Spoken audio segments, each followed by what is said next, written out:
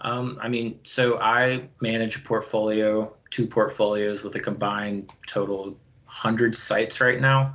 So anytime something goes down, it's sending emails, making phone calls, and getting these parts.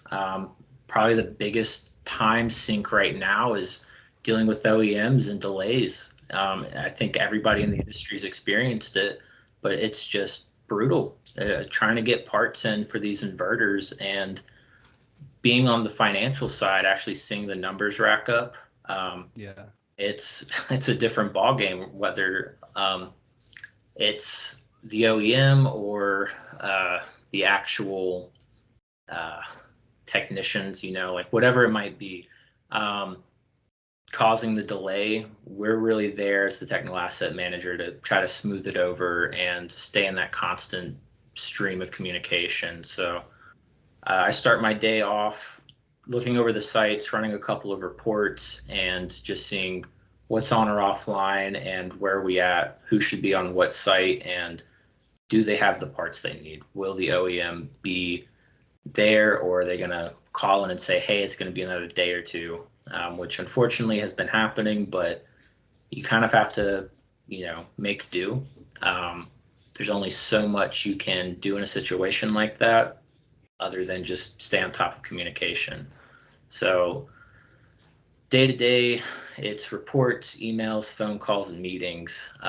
It's a lot different than when I was at ACT and just, going to the field and, troubleshooting an inverter or finding a ground fault, whatever it might be. It's a good next step in my career. But it's definitely taking some time. And since it's always something different, it's hard to stay caught up on everything. You feel like you're constantly trying to fix something that was wrong 3 days ago when we should be trying to prevent things from happening. But that's always solar when you're dealing with so many moving parts. Luckily, we have a great team though, and it really comes together well. So it would be a lot harder without the support that everybody brings to Clean Capital. And it's nice because while there's a small technical asset management team, they all come with a background from coming from the field. And we really try to just hire people with the most expertise and like a really well-rounded expertise too. Which for me, I've been here 6 months, but it feels like it's been a lot longer, and it also doesn't feel like it's been even a month. I mean, it's just going by so quickly because we're just constantly on top of everything. But yeah, we utilize a couple of different softwares. I think most people are familiar with AlsoEnergy, PowerTrack. It's a industry favorite really, but Yep. that's our main DAS that I'm utilizing. It's what I utilized in the past as well, so it's very familiar. We're utilizing Radian Lens as well for our asset management, just keeping up with things and making sure that the tickets are up to date and that our OM providers are on top of what they need to be.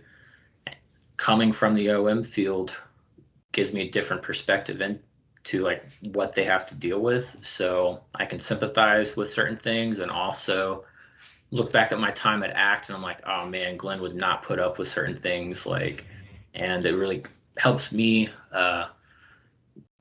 keep them accountable, and to ask the right questions. And if I don't know, I can always go to my team and find out what we need to do. So it's hard to say like what day to day looks like because it's always changing though.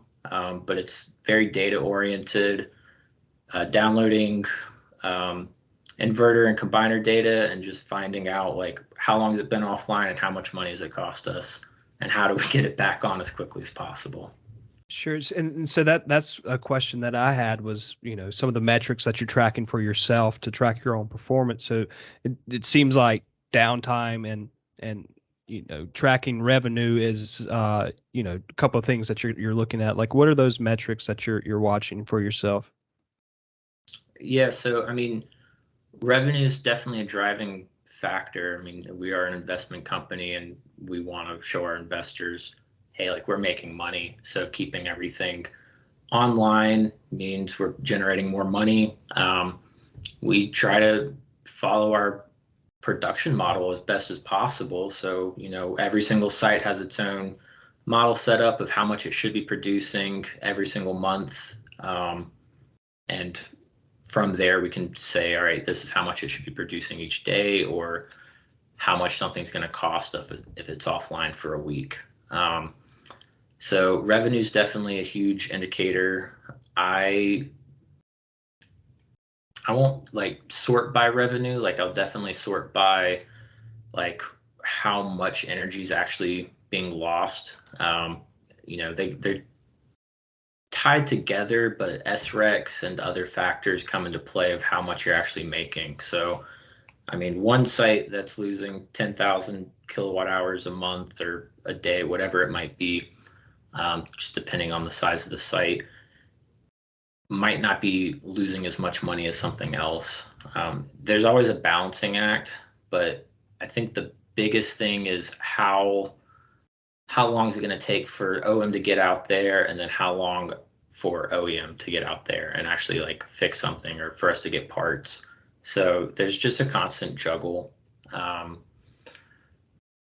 See, like really, like our biggest thing right now is are those delays. I mean, it's been my biggest problem the last 2 months, and before that it was still a problem, just not as much. It feels like everything kind of happened at once. Now that things are getting warmer, sun's coming out, like a lot of things happening right there, which it's just the solar roller coaster, so it's always something. But we try to just make do as best we can with our timelines, and to save as much money as possible. Really comes down to what do we need to spend money on? How can we make it more efficient, and maybe push things towards a different month when more revenue comes in, or when we know there's going to be extra parts. Currently working on a spare parts program so that we're not actually worrying about having to order everything, which can't wait for that. If we can just have it on hand already, it'll make our life so much easier, make the OM absolutely easier. So. Absolutely. And so, as a technical asset manager with a team of technical asset managers that are, all interested in producing as much energy as possible, do you find that, you're kind of hands-on with your O&M provider, with the technical team, trying to find solutions and steer them into fixing it in a timely fashion? Yeah, definitely. We have weekly calls with all of our O&M providers, and I've got my cell phone, at hand all times. So if there's an extra question, or I see an email where it's like, that just didn't make sense, I'm going to give them a call and talk to them and see what's actually happening in the field. Like my true role is we're the communication hub between OM and our team, our internal team, making sure things are staying online. I mean, we are just there to help them stay accountable. We're not anybody's enemy. We're just like, hey, this is what has to happen, and we need certain level of communication. So, I mean, having a phone call and saying, hey, like, I recognize you guys went out there, you got it back online, but then 2 days later it tripped off again, and then 2 days after that it tripped off again. Like, you can't just let that keep happening. It's like, have a conversation, get a couple more people on the phone and say, like, we can't just put band-aids on everything. We actually have to fix the solution. Like, go walk the field, find the ground fault. It's there. You can't just, we had one site where there were multiple ground faults, and they went out once, found it, and like found a ground fault, left. Same thing happened 2 days later, and that's what I was referring to. And it's just like, walk the whole field and find it. Like, we can't just trust it to, can't just trust the first thing found as like the last and final solution. But that's one of the good things about having the team that I do, is they have more of a technical background than I do. a lot of my background was in the operations center, so running the reports and things like that. I spent, 6 to 8 months actually in the field with you and Glenn and everybody else at ACT, but that's no time at all when it comes to solar. There's just so much else to learn. So having the background that my manager and other team members do, like, it's good to be able to go to them and ask questions, but we're all bringing something to the table to get things back online.